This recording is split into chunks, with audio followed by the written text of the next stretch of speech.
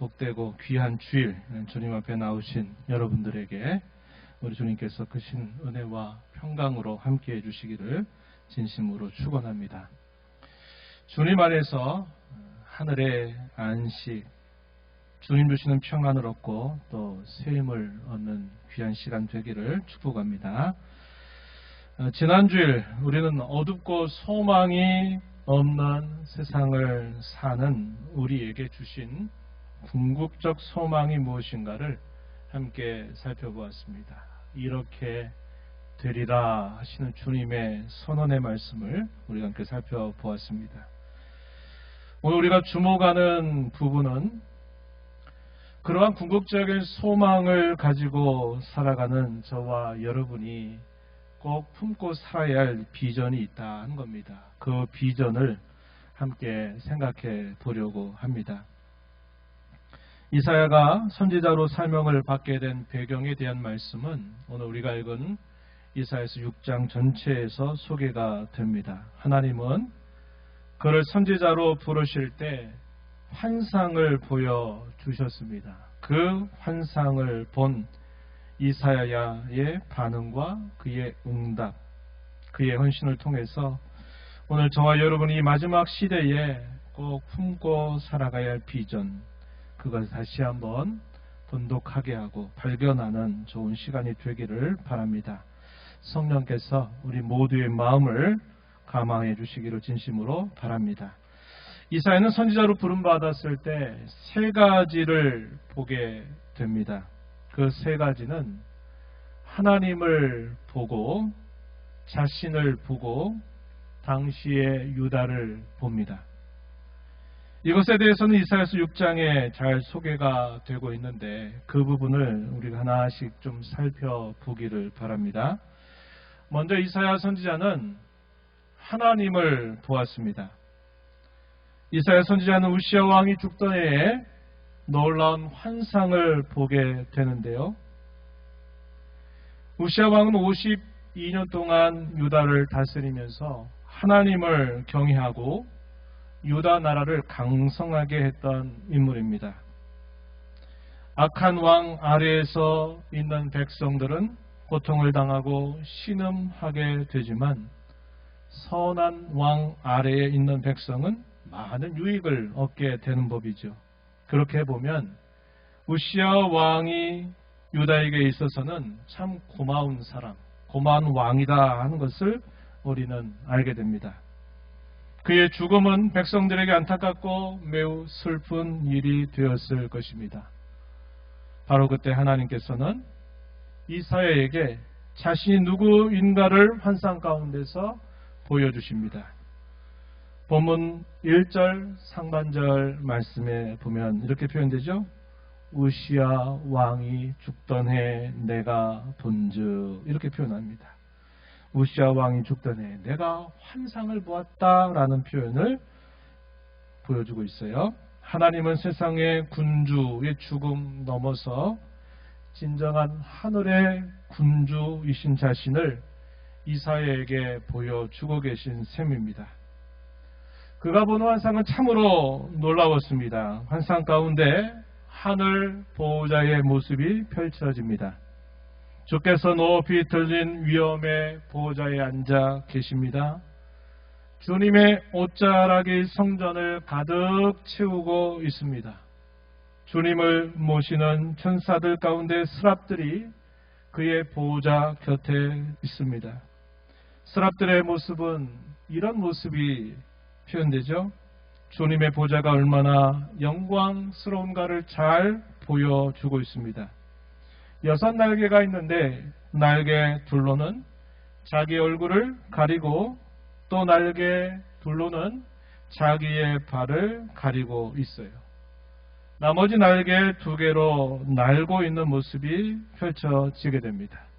이 날고 있는 스랍들의 합창 소리가 울려 퍼집니다. 그 소리가 무엇인고 하니 거룩하다 거룩하다 거룩하다 하면서 온 땅을 가득 채우는 주님의 영광을 이 스랍들이 노래하고 있습니다. 그 찬송 소리가 성전 문지방의 털을 흔들고 그 성전에는 영광의 구름이 가득 차 있는 모습을 선지자가 보게 된 겁니다. 그 내용이 1절 하반절부터 우리가 읽은 4절까지 표현이 되어 있어요. 한번 여러분 상상을 동원해서 이 말씀을 한번 보세요. 이렇게 표현되어 있습니다. 주께서 높이 들린 보호자에 앉으셨는데 그의 옷자락은 성전에 가득하였고 스랍들이 모시고 섰는데 각기 6날개가 있어 그 둘로는 자기의 얼굴을 가리었고 그 둘로는 자기의 발을 가리었고 그 둘로는 날며 서로 불러 이르되 거룩하다 거룩하다 거룩하다 만군의 여호와여 그의 영광이 온 땅에 충만하도다 하더라. 이같이 화답하는 자의 소리로 말미암아 문지방의 터가 요동하며 성전의 연기가 충만한지라. 이렇게 성경이 우리에게 보여주고 있어요. 스랍들이 얼굴을 가렸다는 게 뭘 보여줄까요? 빛나는 하나님의 그 영광을 친히 볼 수가 없어서 얼굴을 가리고 있는 모습이죠. 날개둘로 발을 가렸다고 말합니다. 뭘 말할까요? 그분의 위엄 앞에 초라한 자신들의 모습을 가리고 있는 그런 모습을 우리에게 떠올려 주고 있어요. 합창 소리가 울려 퍼지는데 거룩하다 거룩하다 거룩하다 소위 삼중송이 울려 퍼지게 되고 그분의 영광이 온 땅을 가득 채워 있는 모습을 그가 보게 된 것입니다. 이러한 부분들을 물리적으로 어떻게 할 수가 없어요. 그래서 이러한 부분들을 하나님이 보여주시기 위해서 사용하시는 방법이 환상이라고 하는 방법입니다. 오늘날 우리 젊은 세대들에게 말한다면 판타지 같은 것이죠. 이와 비슷한 일들로 하나님이 어떠한 분이신가 그것을 선지자 이사야에게 하나님이 보여주시고 계신 것입니다. 이와 같이 하늘 보좌에 계신 주님을 환상 중 바라보게 되자 이제는 선지자가 무엇을 보게 되냐면 그것을 지켜보고 있는 자기 자신의 모습이 보이기 시작합니다. 늘상 보던 자신의 모습이 아닙니다. 자신의 부정함과 죄악된 모습이 선명하게 자기에게 들어오게 됩니다. 즉 죽어 마땅한 자신의 모습이 보이기 시작한 것입니다. 본문 5절 말씀을 한번 보십시오. 그때 내가 말하되 화로다 나여 망하게 되었도다. 나는 입술이 부정한 사람이요 나는 입술이 부정한 백성 중에 거주하면서 만군의 여호와이시는 왕을 배웠음이로다 하였더라. 자신이 의도했던 고백이 아니었을 것입니다. 그런데 하나님의 그 거룩하신 영광, 그분의 충만하신 영광을 그가 보게 되면서 어쩔 수 없이 자기 자신의 모습이 들어오게 되었고 그 모습에 대하여 탄식하며 부르짖을 수밖에 없는 일이 그대로 따라왔다는 것이죠. 자신의 모습을 보면서 탄식하고 부르짖는 이사야에게 하나님께서는 한 스랍을 그에게 보내십니다. 그리고 상징적인 행위를 통해서 그의 부정함과 그의 죄악됨을 깨끗하게 씻어 주십니다. 6절 7절 말씀 한번 보실까요? 이렇게 말합니다. 그때 그 스랍 중에 하나가 부젓가락으로 제단에서 집은 바 핀 수틀을 손에 가지고 내게로 날아와서 그것을 내 입술에 대며 이르되 보라 이것이 내 입에 닿았으니 내 악이 제하여졌고 내 죄가 사하여졌느니라 하더라. 사제의 은총이 자기에게 선언되고 있는 이 모습을 경험하게 되는 겁니다. 비록 환상을 보고 그가 고백하는 내용이지만 그 고백의 내용은 진실한 고백이고 그러한 고백을 하고 있는 이사야에게 하나님께서 그의 죄가 용서되었다라고 하는 이 말씀도 역시 분명한 사실이었습니다. 마지막으로 이사야 선지자가 본 것은 당시 유다의 모습이었습니다. 보아도 들어도 마음으로도 깨닫지 못하는 당시 하나님의 백성들의 모습을 그가 보게 됩니다. 죄악된 계속된 범죄와 반역으로 영적인 무지와 완악함에 빠져있는 당시 사람들의 영적인 실상을 보게 되는 겁니다. 제가 초두에 말씀드렸죠. 우시아 왕이 다스렸던 52년 동안 유다 나라는 대단히 강성함을 잘 드러냈던 나라였어요. 그것만 보면 어떤 나라입니까? 정말 잘 되고 있는 나라로 보여지는 거예요. 그런데 이사야 선지자가 하나님의 모습을 그가 보게 되고 자신의 모습을 보게 되고 당시 유다 백성들의 그 속을 보게 되니까 말할 수 없는 탄식이 그 마음속에 일어나게 되는 것입니다. 영적인 실상들을 보게 되면서 그의 시야가 열리게 되는 것이죠. 9절과 10절 말씀을 한번 여러분 보실까요? 이렇게 말합니다. 여호와께서 이르시되 가서 이 백성에게 이르기를 너희가 듣기는 들어도 깨닫지 못할 것이요 보기는 보아도 알지 못하리라 하여 이 백성의 마음을 둔하게 하며 그들의 귀가 막히고 그들의 눈이 감기게 하라 염려하건대 그들이 눈으로 보고 귀로 듣고 마음으로 깨닫고 다시 돌아와 고침을 받을까 하노라. 하나님께서 이사야에게 들려주신 이 말씀의 내용은 우리가 잘 곱씹어야 할 말씀이에요. 이 말씀을 겉으로 보면 뭐라고 표현되어 있습니까? 하나님께서 일부러 그들의 눈을 감기고 그들의 귀를 닫히게 하고 그들의 마음을 무지하게 만드시는구나, 이렇게 우리가 읽을 수 있는 겁니다. 이사야는 당시 백성들의 범죄 완악함을 징계하시는 하나님의 마음을 알게 됩니다. 그래서 주님께 이렇게 물어요. 주님, 어느 때까지입니까? 이렇게 물어요. 선지자가 이렇게 묻는 그 물음은 무슨 말일까요? 그 백성들을 하나님이 일부러 그렇게 하시는 것이 아니라 당시에 그 백성들의 영적인 그들의 모습이 이와 같이 눈을 가리고 귀를 닫고 그들이 하나님의 말씀을 생각지 않는 그런 삶을 살았다는 것을 그는 읽어드리게 된 거죠. 그래서 주님, 어느 때까지입니까? 라고 이렇게 물었을 때 주님은 이렇게 그에게 대답하셔요. 11절부터 13절 말씀의 내용입니다. 한번 거기 보시면 이렇게 말하죠. 주께서 대답하시되 성읍들은 황폐하여 주민이 없으며 가옥들에는 사람이 없고 이 토지는 황폐하게 되며 여호와께서 사람들을 멀리 옮기셔서 이 땅 가운데 황폐한 곳이 많을 때까지다, 이렇게 말씀하세요. 그리고 13절 앞부분에 그 중에 10분의 1이 아직 남아 있을지라도 이것도 황폐하게 될 것이다. 이 무슨 말씀입니까? 하나님께서 그들의 눈을 가리고 귀를 닫고 그들의 마음으로 어리석어진 그들을 향하여 하나님이 징계하실 때 그것이 언제까지인가를 말씀해 주시는 겁니다. 여기까지 쭉 말씀을 들려주시는 거예요. 그리고 나서 마지막 부분에 뭐라고 말씀합니까? 밤나무와 상수리나무가 배임을 당하여도 그 그루터기는 남아있는 것 같이 거룩한 씨가 이 땅에 그루터기니라 하시더라. 마지막에 이 하나의 표현, 그루터기 위에서 다시 그 싹이 돋아나게 하신다고 하는 이 말씀이 선지자에게 주는 분명한 소망의 내용이 되었다는 것이죠. 이 말씀을 들은 이사야는 하나님의 징계에 넘어서 회복을 약속하고 계심을 보게 됩니다.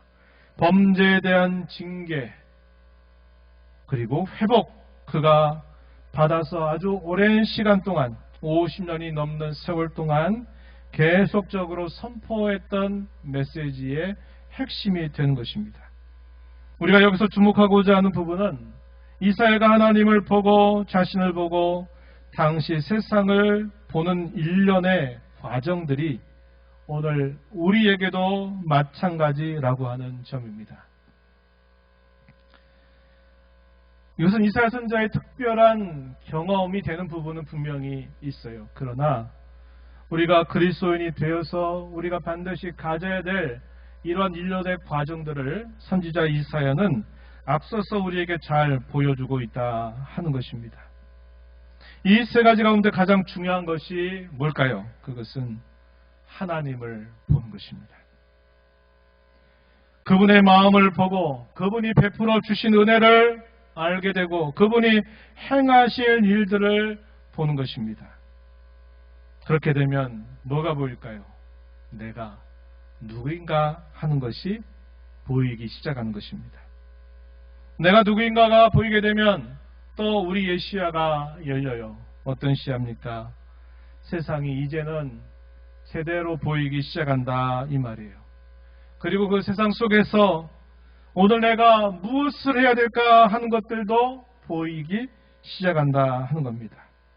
그리고서는 그런 거룩한 소원을 품게 되는 것입니다. 이제까지 살펴본 내용을 바탕으로 성도가 된 저와 여러분이 가지고 살아야 할 비전, 즉 그리스도인의 비전이 무엇인가를 함께 생각해 보기를 원하는데요. 우리가 앞에서 살펴본 것처럼 여기에는 일련의 과정들이 있다고 하는 것을 우리가 주목해야 합니다. 그 과정들을 이렇게 소개합니다. 즉 하나님 편에서는 부르시는 하나님, 보여주시는 하나님, 보내시는 하나님 이렇게 볼 수 있겠고, 그것을 우리가 뭐라고 또 부르냐면 조금 정돈된 언어로 이렇게 말합니다. 소명, 비전, 사명이라 이렇게 말할 수 있을 것입니다. 이것을 하나씩 한번 살펴보죠. 첫 번째, 하나님은 부르시는 하나님이시다 하는 겁니다. 하나님은 우리를 부르셨습니다. 그 부름이 효력이 없는 부름이 아니라 우리에게 효력을 가져다 준 부름이라고 하는 겁니다. 지금도 수많은 사람들에게 복음이 증거되고 있지만 그 증거되고 있는 그 복음에 대해서 부름을 받는 사람은 대단히 희귀합니다. 모든 사람에게 복음이 들려지고 하나님을 믿으라고 전달한다 그래서 그 모든 사람이 듣는 순간 다 예, 제가 믿겠습니다 라고 응답하는 사람은 대단히 희귀하다는 거예요. 하나님께서 부르시는데 그 부름은 그저 말씀을 들려주는 그런 부름이 아니라 그의 심령을 감화하고 그의 심령을 변화시켜서 진정으로 그 부름을 받게 하신다 하는 것입니다. 이것을 두고 우리는 뭐라고 부르느냐? 소명이라고 불러요. 컬링. 하나님이 부르신 거예요. 아무개야 내가 너를 부른다. 이렇게 우리에게 찾아오시는 것입니다. 무엇보다도 우선 우리에게 구원의 은혜를 베풀어 주시려고 우리의 모든 죄를 다 용서하셔서 우리에게 구원의 은혜를 받아서 그 은혜 가운데 살게 하시려고 하나님이 우리를 불러주신 것이다 하는 겁니다. 두 번째는 보여주시는 하나님이에요. 하나님이 부르셔서 보여주셔요. 무엇을 보여주실까요? 부르신 하나님 자신이 누구이신가를 보여주십니다. 그리고 그 하나님이 무슨 일을 행하시는지를 우리에게 보여주셔요. 우리가 겪는 수많은 일과 사건들, 더 넓게는 모든 역사에 대한 우리 하나님의 시선 혹은 하나님의 시각이 무엇인가를 우리에게 보여주시는 것입니다. 우리 이것을 두고 뭐라고 부르느냐? 비전이다 이렇게 불러요. 한때 비전이라고 하는 말이 굉장히 교계를 이렇게 아주 떠들썩하게 했던 때가 있어요. 비전 이 말을 다 사용을 했어요. 근데 그 비전이 어떻게 시작이 됩니까? 그 비전은 내가 그저 하고 싶은 것을 꿈꾸고 내가 어떤 이상을 세우고 내가 무엇인가를 하고자 하는 것을 그걸 품게 되면 그걸 비전이라고 말하는 게 아니에요. 성경이 우리에게 가르쳐주는 비전의 의미는 하나님 자신이 누구인가를 제대로 보게 되면서 자기 자신이 누구인가를 정확하게 보게 되고 내가 살고 있는 이 세상의 영적인 실상들을 보는 눈이 열리게 되면서 내가 이 세상 가운데 뭘 하며 살 것인가를 눈뜨게 되고 그것을 품는 것, 이걸 두고 우리는 비전이라고 말해야 한다는 겁니다. 성경이 가르치는 비전의 의미는 바로 이러한 의미라고 하는 사실입니다. 하나님은 먼저 이사야에게 살아계신 하늘의 군주이심을 보여주시고 자신의 거룩하심과 영광을 이사야에게 보여주셨습니다. 이사야는 그 하나님을 보는 순간 그의 모든 인생의 방향과 그 목적이 바뀐 삶을 살았던 것입니다. 그뿐만 아니라 하나님은 당시 하나님의 백성들의 영적인 실상을 보여주셨습니다. 그것이 선지자로서 품게 되는 새로운 시선이 되었습니다. 눈에 보이는 풍요, 눈에 보이는 번영 넘어서 하나님의 시선으로 보는 그런 시야를 갖게 되었던 것이죠. 더 나아가서 하나님은 그분의 마음과 친히 행하실 일들이 무엇인가를 선지자에게 보여주셨습니다. 이것이 그의 평생의 꿈과 소망이 되었습니다. 그와 마찬가지로 오늘 저와 여러분을 효력 있게 부르신 하나님은 우리에게 그분 자신이 누구이시며 무슨 일을 행하실지를 알려주시며 우리가 살고 있는 이 시대를 제대로 볼 수 있는 안목을 주시는 것입니다. 마지막으로 하나님은 보내시는 하나님이다라는 말입니다. 부르시고 보여주신 하나님이 이제는 보내시는 것이죠. 우리는 이것을 이렇게 부릅니다. 사명이다. 이렇게 부를 수 있는 것입니다. 미래에 성취될 약속뿐만 아니라 당면한 현재 상황을 보게 하신 하나님은 그 현장으로 이사야를 보내시기를 원하셨습니다. 이사야서 6장 8절 상반절을 한번 보시면 이렇게 말합니다. 내가 또 주의 목소리를 들으니 주께서 이르시되 내가 누구를 보내며 누가 우리를 위하여 갈꼬 하시니 이렇게 표현되어 있습니다. 오늘 저와 여러분에게도 마찬가지일 것입니다. 우리를 부르시고 우리를 불러 그리스도인이 되게 하시고 우리에게 비전을 주신 하나님은 우리에게 사명을 주시면서 현장으로 보내시기를 원하고 계시다는 것입니다. 오늘 우리가 그리스도인의 비전이라고 생각하는 이 내용들은 바로 오늘 우리에게 주시는 그런 하나님의 말씀으로 우리가 받아야 되는 것이죠. 이제 오늘 말씀과 교훈을 생각하면서 세 가지 적용점을 제시합니다.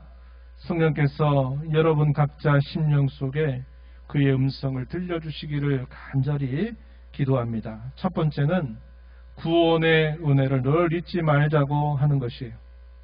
이것은 아무나 얻을 수 있는 것도 아무나 누릴 수 있는 것도 결코 아닌 것입니다.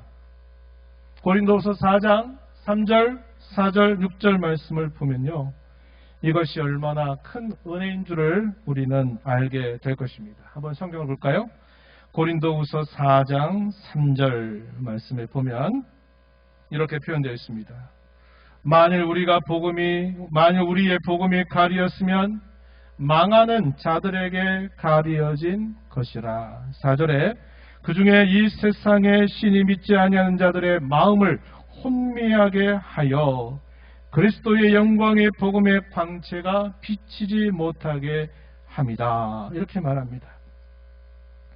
사도들과 그 복음의 일꾼들이 복음을 계속적으로 전합니다. 그런데 소수는 그것을 듣고 마음이 열려서 그리스도를 구주로 영접하지만 대다수의 사람들은 계속 그것에 대해서 무관심하거나 그것에 대해서 적극적으로 반대하는 모습을 보이게 되는 겁니다. 왜 그런 일이 있게 되는가? 그 이유에 대하여 오늘 우리가 읽은 본문 고린도서 4장 3절 이하는 그 이유가 이것이다 라고 우리에게 가르쳐주는 거예요. 복음이 가리었으면 그 복음은 망할 자들에게 가려진 것이다 이렇게 말씀하고 4절에서 읽었던 말씀처럼 이 세상의 신이 믿지 아니하는 사람의 마음을 혼미하게 해서 그리스도 복음의 광채가 그에게 비치지 못하게 했기 때문이다. 이렇게 말을 해줍니다. 그러면서 사도가 뭐라고 말합니까? 편지를 받는 고린도 교회 성도들을 향하여 이렇게 말하죠. 6절에 어두운 데 빛이 빛이라 말씀하시던 그 하나님께서 예수 그리스도의 영광에, 그리스도의 얼굴에 있는 하나님의 영광을 아는 빛을 우리 마음에 비추셨다. 이렇게 말합니다. 이 세상의 신, 누굴 말할까요? 사단과 그의 모든 세력들이 이 복음의 광채가 비치지 못하도록 그들의 마음을 혼미하게 하고 이 빛을 가르려고 온갖 수단들을 다 사용하고 있음에도 불구하고 하나님께서 그리스도의 영광에 있는, 그리스도의 얼굴에 있는 하나님의 영광을 아는 빛을 비추어 주셨기에 우리가 그렇게 하나님의 자녀가 되었다 하는 사실을 가르쳐 주고 있는 겁니다. 구원의 은혜, 평생토록 우리가 잊지 말아야 할 가장 귀한 것임을 우리는 늘 간직해야겠습니다. 두 번째는 하나님 나라의 비전을 품고 살자고 하는 것입니다. 그 옛날, 지금으로부터 2700여 년 전에 이사야에게 보여주셨던 그 비전의 결론이 무엇입니까? 그 비전의 결론을 우리는 이렇게 말할 수 있어요. 하나님 나라의 비전이었다. 이렇게 말할 수 있는 겁니다. 이 말은 신약적인 표현이에요. 신약 성경의 표현입니다. 구약에서 뭐라고 말해요? 시온의 영광이 임할 것이다. 시온의 메시아의 나라가 세움받을 것이다 라는 말씀으로 예언됐던 그 말씀이 신약 시대에 오게 되면 하나님의 나라 혹은 천국이 임한 것이라고 가르쳐 주고 있는 겁니다. 오늘 저와 여러분도 이 비전을 가지고 살아야 합니다. 어떠한 상황, 어떠한 처지에 있든지 우리가 무엇을 하든지 우리는 그 나라의 비전을 가지고 오늘을 살아야만 합니다. 이사야서 11장 5절 9절 말씀의 하반절에 이런 말씀이 있어요. 물이 바다를 덮음같이 여호와를 아는 지식이 세상에 충만할 것이다. 하박국 2장 14절에서도 이와 동일한 표현이 반복이 되는데 이렇게 말합니다. 이는 물이 바다를 덮음같이 여호와의 영광을 인정하는 것이 세상에 가득함이니라. 이렇게 표현을 했어요. 요한계시록 11장 15절 말씀에 가서 보면 이 세상이 어떻게 완성되고 종결될 것인가 설명해 주는데 이렇게 말합니다. 일곱째 천사가 나팔을 불며 하늘에 큰 음성이 나서 이르되 세상 나라가 우리 주와 그의 그리스도의 나라가 되어 그가 세세토록 왕노릇 하시리로다. 이러한 천사의 나팔 소리와 함께 이 역사가 이렇게 완성될 것에 대하여 우리에게 선명하게 들려주고 있는 거예요. 이 세상의 나라가 우리 주와 그의 그리스도의 나라가 될 것이다. 이렇게 말한 겁니다. 지금으로부터 2700여 년 전 선지자에게 보여주셨던 그 말씀의 내용들이 이와 같이 역사의 가장 마지막에 이렇게 완성될 것에 대하여 성경은 우리에게 예언해주고 있다 하는 것입니다. 우리는 이러한 비전을 가지고 살아가야만 한다는 것입니다. 이러한 비전을 가지고 우리가 해야 될 일이 있어요. 그게 뭐냐면 지속적인 헌신을 다짐하며 살아가자고 하는 것입니다. 하나님의 보내심에 대해서 이사야 선지자는 이렇게 응답했어요. 제가 여기 있습니다. 나를 보내소서라고 그는 응답하고 그의 생에 다하도록 그의 평생을 이렇게 살아갑니다. 그가 하는 일에 많은 사람이 동조하지도 않았고 그가 하는 일에 대하여 귀하다고 그를 대단히 높여 존경해 주지도 않았어요. 그가 하는 말에 대하여 무시했고 멸시했고 박해했고 반대하는 그런 일들을 평생토록 받으면서도 그는 무엇을 한 겁니까? 하나님께서 자신에게 보여주신 이 비전을 그는 품고서 그는 자신의 생명이 다할 때까지 끝까지 선지자로 헌신을 다짐하고 그렇게 자기의 삶을 살았던 것이었습니다. 이사야서 6장 8절 하반절에 누가 우리를 위하여 갈꼬라고 말씀하시는 그 하나님의 음성을 듣자마자 이사야 선지자는 말합니다. 내가 여기 있습니다. 나를 보내소서. 이렇게 그는 응답을 하게 된 것입니다. 후대의 하박국 선지자도 이런 대답으로 하나님 앞에 응답했던 것을 우리가 떠올려 볼 수 있겠는데 하박국 3장 2절 말씀해 보시면 이런 말씀으로 그는 응답합니다. 여호와여, 내가 주께 대한 소문을 듣고 놀랐습니다. 여호와여, 주는 주의 일을 이 수년 내에 부응하게 하옵소서. 이 수년 내에 나타내시옵소서. 진노 중에라도 긍휼을 잊지 마옵소서. 이렇게 말합니다. 하박국 선지자, 우리가 잘 알고 있는 선지자죠. 역사 연실만 보니까 너무나 참혹한 거예요. 하나님을 섬기는 백성들이 계속 고초를 당하고 실현당하고 어려움을 겪고 있는데, 그 어려움이 이 백성들보다 더 완악한 이방의 백성들이 그들을 괴롭히는 일들을 하는 것을 보면서 하박국 선지자는 하나님, 어떻게 된 일입니까? 이게 말이 됩니까? 어떻게 이런 모순이 이렇게 일어나도록 하나님 내버려 두시는 겁니까? 라고 하나님 앞에 부르짖죠. 하나님께서 말씀하세요. 그리고 하나님께서 무엇을 하실까 하는 비전을 그에게 보여주시게 되었을 때 이 하박국 선지자의 태도가 바뀌었어요. 뭐라고 바뀌어요? 이 일이 수년 내에 이루어지게 하옵소서. 이렇게 그는 기도하면서 그 하나님의 말씀을, 자기에게 주어진 시대 동안 그 말씀을 전하며 그의 생을 살았던 것을 우리는 알게 되는 것입니다. 제가 여기도 한번 소개해 주었던 분인데요. 아브라함 카이퍼라고 하는 네덜란드 사람이 있었어요.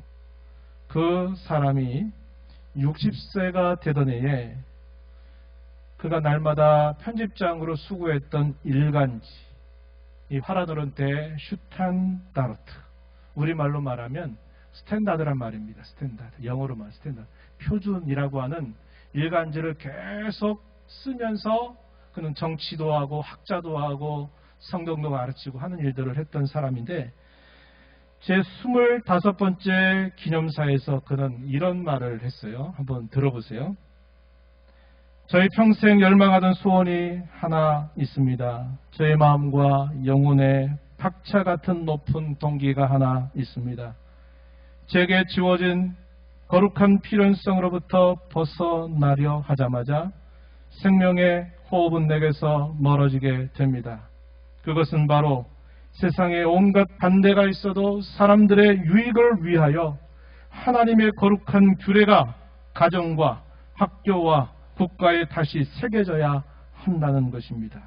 즉 성경과 창조계가 증거하는 주님의 규례가 이 백성의 양심에 아로새겨져 백성들이 다시금 하나님께 충성하게 되어야 한다는 것입니다. 이 말이 여러 가지 품은 의미가 있지만 이 말의 핵심은 그겁니다.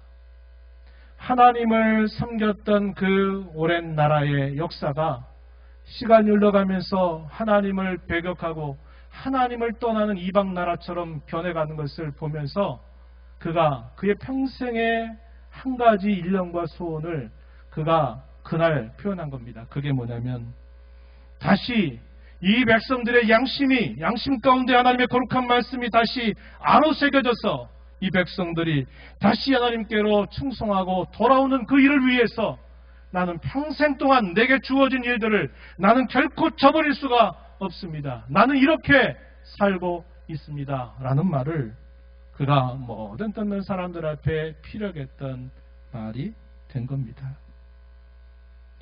여러분, 이것은 특별한 몇몇 사람의 이야기다, 이렇게 여러분 생각하지 마세요. 이스라엘 선지자는 특별한 사람 아니었습니까? 아브라함 카이퍼라고 하는 사람도 우리와 같은 사람이 아니잖아요. 이렇게 말하지 마세요. 하나님께서 저희에게 어떤 은혜를 베풀어 주셨나요? 우리를 불러서 우리로 하여금 구원의 은혜를 받게 하셨고, 우리 세상 사람들이 볼 수 없는 시각을 가지고 있어요. 뭘 봅니까? 하나님의 살아계심을 보지 않습니까? 우리 자신이 어떠한 존재인가를 보지 않습니까? 그럼에도 불구하고 우리를 용서하시고 우리를 새롭게 하신 하나님의 은혜를 경험하지 않습니까? 우리는 그 하나님의 시각으로 우리가 살고 있는 이 세상을 볼 수 있어야 되고, 그 세상에 보내신 하나님의 그 기대에, 예 주님, 제가 여기 있습니다. 부족하지만 나를 보내주세요. 내가 있는 곳에서 내가 그 하나님의 비전을 품고 살아가겠습니다 하는 그러한 다짐이 몇몇 사람의 다짐이 되어서는 안 되고 우리 모두의 다짐이 되어야 한다는 거예요. 이게 그리스도인으로 가져야 할 비전이라는 겁니다. 오늘 이 말씀을 통하여 이러한 비전을 품고 살아가는 저와 여러분이 되기를 바랍니다. 나이가 있으신 분들은 몸으로 할 수 없다 해서 내가 할 일이 없다 생각하면 안 되고, 이러한 일이 일어나도록 계속 기도의 불을 지펴야죠. 젊은 사람은 내가 하고자 하는 그 꿈을 하나님의 비전에 맞추어서 그 비전으로 내가 어떻게 하면 내 짧은 삶을 통해서 이 하나님의 비전을 실천하며 살겠습니까? 라고 묻고 무엇인가를 해야죠. 모두에게 예외는 없는 것입니다. 이런 말씀을 품은 자로 남은 삶 살아가는 저와 여러분 되기를 진심으로 축원합니다. 하나님 아버지, 오늘도 저희들을 주의 품으로 불러주셔서 주에게 한 말씀을 통하여 하나님이 누구이신가를 저희에게 깨닫게 하시고, 하나님 앞에 살아가는 저희의 인생의 연약함과 비참함을 보게 하실 뿐만 아니라 저희들의 모든 죄를 용서하셔서 하나님의 자녀된 놀라운 신분을 주신 것 감사드리고, 저희가 이 땅에 하나님이 이루실 그 역사를 바라보고 오늘 살고 있는 우리 현실을 바라보면서 주님, 내가 여기 있습니다. 주님, 나를 사용해 주세요. 이렇게 응답하며 살아가기를 저에게 교훈해 주시오니 그 말씀 품고 남은 생에 살아가는 저희 모두가 되게 주옵소서. 예수님 이름으로 기도하옵나이다. 아멘.